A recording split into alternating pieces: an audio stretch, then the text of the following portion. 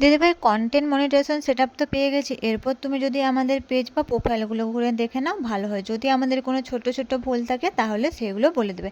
হ্যাঁ, আমার নতুন ভাই বোনদের কথা মতো আজকে আমি আমার নতুন ভাই বোনদের পেজ বা প্রোফাইলগুলোতে ঘুরে ঘুরে দেখছিলাম।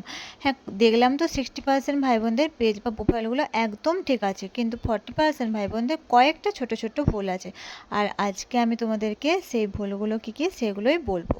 তো প্রথমেই বলি, হ্যালো বন্ধুরা, সবাই কেমন আছো?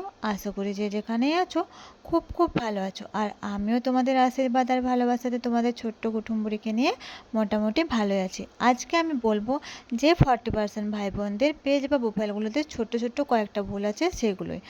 1 নম্বর যেটা সবথেকে বড় মারাত্মক ভুল, সেটা হলো তোমরা অনেকেই দেখছি ফেসবুক থেকে ডাউনলোড করে যে গুড মর্নিং গুড নাইট পোস্টগুলো হয় না, ওগুলোও পোস্ট করে ফেলছো। ওইগুলো কিন্তু একদমই করা চলবে না।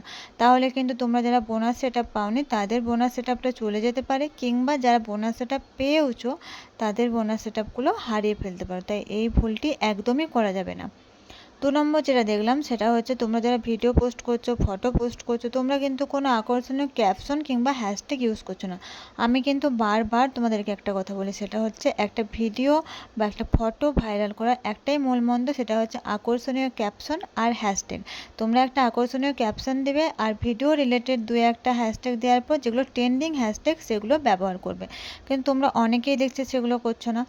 এই ভুলটিও করা যাবে না, তাহলেও কিন্তু তোমাদের ভিডিওতে তুলনামূলকভাবে কম ভিউজ আসবে। এই একটা সুন্দর আকর্ষণীয় ক্যাপশন হ্যাশট্যাগ এটা কিন্তু অবশ্যই ব্যবহার করবে, ঠিক আছে? 3 নম্বর ভুল হচ্ছে যারা কোনো ভিডিও পোস্ট করছো বা ফটো পোস্ট করছো, ওই ফটো বা ভিডিওর মধ্যে টেক্সট লিখছো না, তোমরা কী করছো তোমাদের মুখের উপরে দিয়ে দিচ্ছ বা ঠিক জায়গায় দিচ্ছ না। মুখের উপরে ওই লেখাগুলো দিলে হবে না, একটু সরিয়ে দিবে, ঠিক আছে? তাহলে দেখতে ভালো লাগবে, ঠিক আছে? বা অনেকেই দেখছি একদম লেখাটা বোঝাই যাচ্ছে না, খুব ছোট হয়ে যাচ্ছে বা খুব বড় হয়ে যাচ্ছে, এটাও করবে না, হ্যাঁ? তাহলেও এই ভুলটা করা যাবে না। আরেকটা ভুল হচ্ছে, সেটা হচ্ছে সবথেকে মারাত্মক ভুল। তোমরা অন্যের পোস্ট শেয়ার করছো, তোমরা অন্যের লাইভ শেয়ার করছো। হ্যাঁ, অন্যের লাইভটা এনগেজমেন্ট বাড়ানোর জন্য শেয়ার করতেই হবে, কিন্তু তার যখন লাইভটা শেয়ার শেষ হয়ে যাবে না, তোমরা সেগুলো ডিলিট করে ফেলবে। কিন্তু আমি যখন নতুন ভাই বোনদের পেজ বা প্রোফাইলে গেলাম না, দেখছি তাদের কোনো পোস্ট আমি দেখতেই পাচ্ছি না, তাদের অন্যের পোস্ট শেয়ার করা বা অন্যের লাইভ শেয়ারে পুরো প্রোফাইলটা ভর্তি, পুরো পেজটা ভর্তি। তাহলে আমি তাদের পোস্টগুলো কীভাবে দেখবো বলো? এই ভুলটাও তোমরা অনেকে করে ফেলছো। অন্যের লাইভ শেষ হওয়ার সাথে সাথে কিন্তু তোমরা অন্যের যে লাইভটা সেটা ডিলিট করে ফেলবে, ঠিক আছে? তাদের লাইভটা শেষ হওয়ার কিছুক্ষণ পর, হ্যাঁ?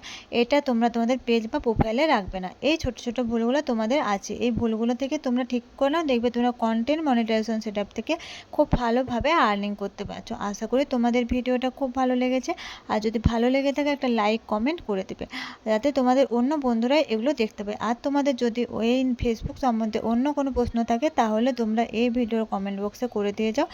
আমি যতটা পারি তোমাদেরকে পরবর্তী ভিডিওতে উত্তর দেওয়ার চেষ্টা করবো। ততক্ষণ পর্যন্ত সবাই ভালো থেকো, সুস্থ থেকো।